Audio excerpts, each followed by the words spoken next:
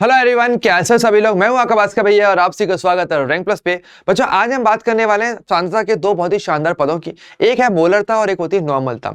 दोनों ही पद अगर सांद्रता की बात किया जाए तो बहुत ही ज्यादा इंपॉर्टेंट रहते हैं और यहाँ से आपके एग्जाम में भी बहुत सारे क्वेश्चन अक्सर पूछे जाते रहे। तो चलिए इनको थोड़ा सा डिटेल में समझते हैं और दोनों का अच्छे से कंपेरिजन करते हैं, क्योंकि दोनों में बहुत ज्यादा समानता है लेकिन थोड़ा थोड़ा बारीक अंतर भी रहता है, जिससे ये टॉपिक ऑटोमेटिक बहुत ज्यादा इंपॉर्टेंट भी हो जाता है। ठीक है, तो देखिए चलिए एक तरफ मैं क्या करता हूँ, मोलरता की बातें कर लेते हैं, एक तरफ बात करेंगे नॉर्मलता के लिए। ठीक है, मोलरता की बात करें, मोलरता बेसिकली क्या होता है, मोलरता की परिभाषा क्या होती है कि आपके पास जो भी 1 लीटर जो आपके पास विलियन रहता है, तो 1 लीटर विलियन में हम क्या बोलते हैं, विलेय के मोलों की संख्या, उसको बेसिकली क्या कहते हैं, उसको आप मोलरता कहते हैं। ठीक है, लेकिन नॉर्मलता क्या होती है, 1 लीटर विलियन में विलेय के ग्राम तुल्यांकों की संख्या। यहां पर क्या परिभाषा आती है कि 1 लीटर विलियन में विलेय के ग्राम तुल्यांकों की संख्या, 1 लीटर विलियन में उपस्थित विलेय के ग्राम तुल्यांकों की संख्या। तो यानी ओवरऑल अगर देखा जाए तो दोनों परिभाषा देखो काफी हद तक एक जैसी लगती हैं। दोनों में हम क्या बात करते हैं कि आपके पास विलियन की 1 लीटर मात्रा होगी, 1 लीटर आयतन होगा, लेकिन वहां पे विलेय के एक तरफ मोल कैलकुलेट करते हो कि कितने मोल रहने वाले हैं, तो वो मोलरता कही जाती है। और देखो मोलरता के नाम में मोल आता भी है कहीं ना कहीं, तो ज्यादा लॉजिक भी हो जाता है।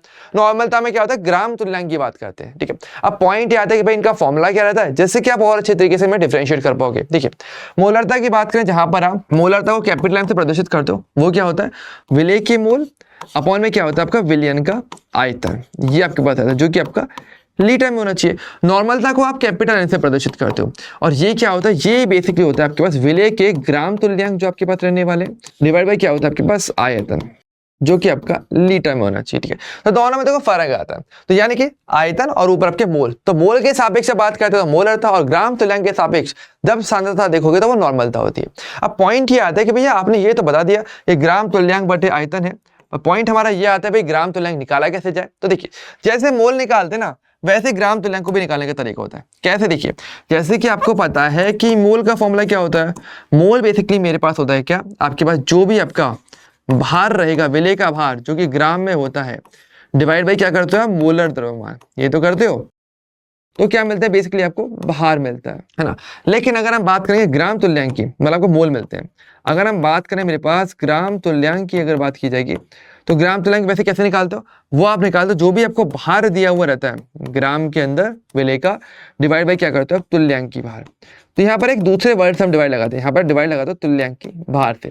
तो दोनों में थोड़ा थोड़ा फर्क आता है, मोलर द्रव्यमान और यहाँ पे तुल्यांक की भार।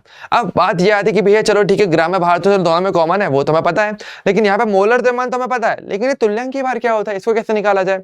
अब हमारे पास सबसे इंपॉर्टेंट फॉर्मूला आता है, तो देखो जो एक्चुअल में इनको अंतर करके दिखाता है। तो अगर हम बात करेंगे मेरे पास यहाँ पे तुल्यांक की भार की, तुल्यांक की भार बेसिकली निकाला जाता है मेरे पास जो मेरा मोलर द्रव्यमान होगा डिवाइड बाई एन कारक, एन कारक। ठीक है, आप इससे निकालते हो, ये एक्चुअल में मेन संबंध है जो असल में अंतर देता है आपकी नॉर्मलता की और मोलरता में। ठीक है, तो देखिए यहाँ पर हमारे पास क्या कॉन्सेप्ट आता है, तो हमारे पास एक एन कारक हमें निकालना पड़ता है। नॉर्मलता के अंदर स्पेशल एक केस और बनता है, इसके बाद फिर आप सही से क्या कर सकते हो, आपकी नॉर्मलता को ज्ञात कर सकते हो। और नॉर्मलता मोलरता के बीच का जो संबंध है ना, वो भी ऐसे ही निकल के आता है। ठीक है, तो यानी कि अगर मैं इस मतलब फॉर्मूले को, यानी तुल्यांक की भार को अगर मैं यहाँ पे रखूँ नीचे की तरफ, और तो आप देखोगे कि आपके पास जो मोलरता का फॉर्मूला और जो नॉर्मलता का फॉर्मूला, उसके बीच में बहुत संबंध भी निकलता था। संबंध क्या निकलता है, संबंध हमारे पास निकलता है कि मेरे पास ये जो नॉर्मलता होती है यानी एन, वो असल में होती है एन इंटू में मोलरता।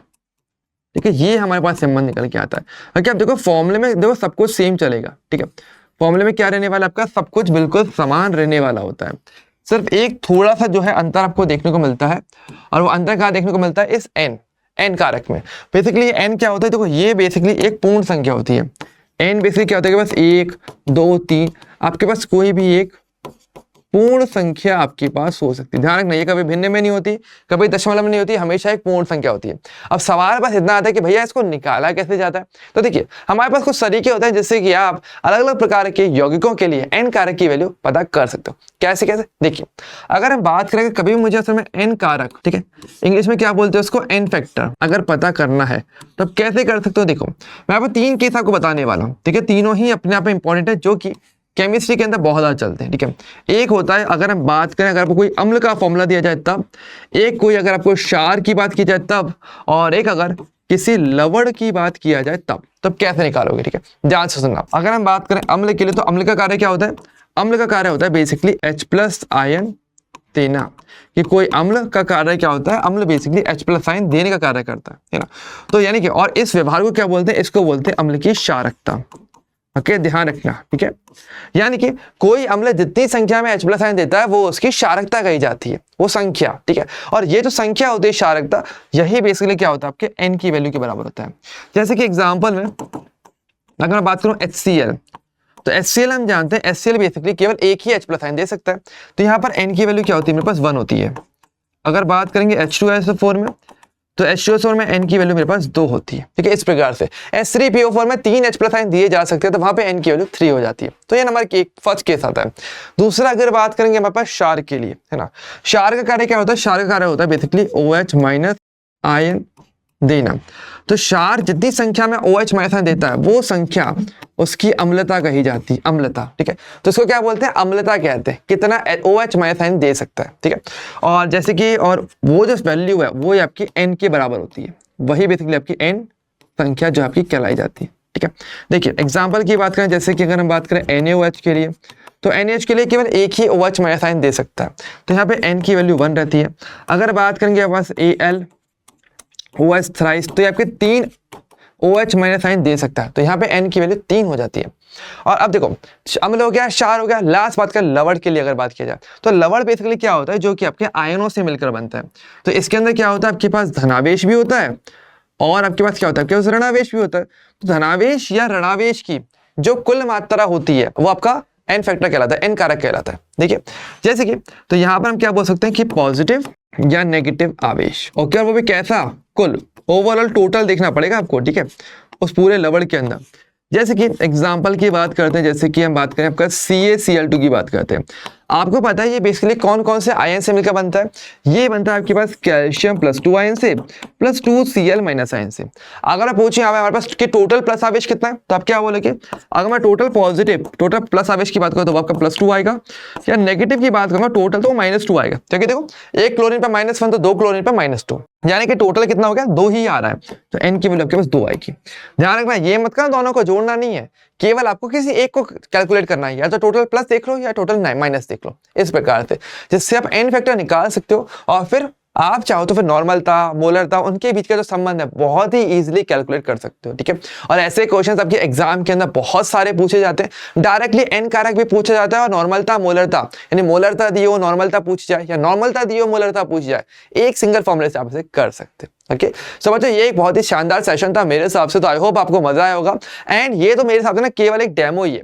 अगर पूरी पिक्चर देखनी है तो पूरी पिक्चर आपको मिलने वाली है रैंक प्लस पे, तो आराम से जाइएगा, आज ही कनेक्ट हो जाएगा। यहाँ पर आपको सारे के सारे कोर्सेज मिल जाएंगे, जेई के भी, नीट में के भी, या तो आपके छोटे भाई बहन है उनके लिए भी 8 से 10 क्लास तक के कोर्स आपको यहाँ पे मिल जाते हैं, और वो आपको मिलेंगे आपकी लैंग्वेज के अनुसार। यानी अगर आप हिंदी मीडियम के हो तो हिंदी मीडियम के कोर्सेज हैं, इंग्लिश मीडियम के हो तो इंग्लिश मीडियम के कोर्स हैं। और वो सारे कोर्सेज के लिए अगर आपको कोई भी इन्फॉर्मेशन चाहिए, कोई भी आपको चीज पूछनी है, आप आराम से हमारा जो नंबर है 9116300300 पे कॉल कर सकते हो, या फिर आप व्हाट्सएप पे भी हमसे डायरेक्टली अपनी क्वेरी पूछ सकते हो, जो कि नंबर यहाँ पर आपको दिया हुआ है।